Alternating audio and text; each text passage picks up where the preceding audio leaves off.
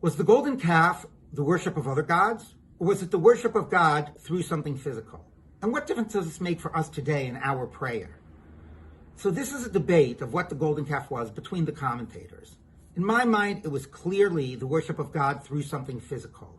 They say Moses isn't here, and we need implicitly a physical thing to be our intermediary between us and God. And other indications as well that that's what we're talking about. Now, this need for something physical and an intermediary points to a profound human need in relating to God.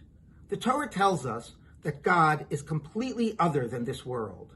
Different than the pagan gods, God is not embodied in the physical, and to worship God through the physical is a corruption of the idea of God. But once that's true, how do we relate to God? How do we relate to something that's completely beyond our experience?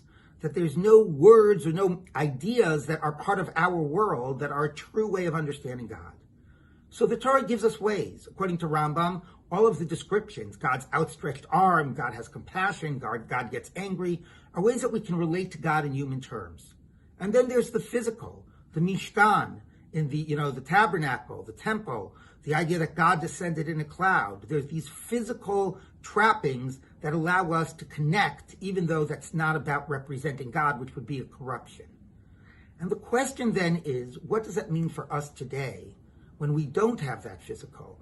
We have a shul, but we don't have that awesome single temple that represents the immediate sense of God's presence.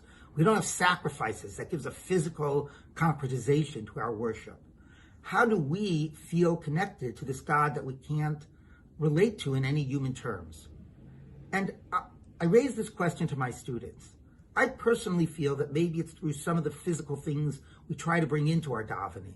Talis, tefillin, shuckling, the body movement. We try to make it more physical. My students pushed back and they said, maybe this is pointing to a need to be rethinking some of our ways of thinking about God. Maybe not think of God as being so transcendent. Take a more Rav Kook approach. God is transcendent, but also in every single physical thing in the world. What would that mean if we sort of thought about that way to encounter God?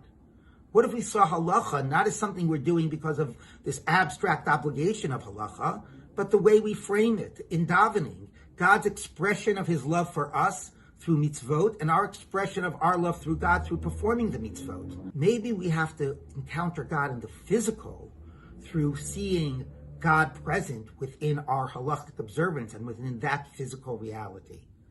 So let's all give some thought to this about how do we value relating to God, not just a life of halacha, and how do we make it possible, and how do we find ways of connecting with the challenges of the one unseen and unimaginable God.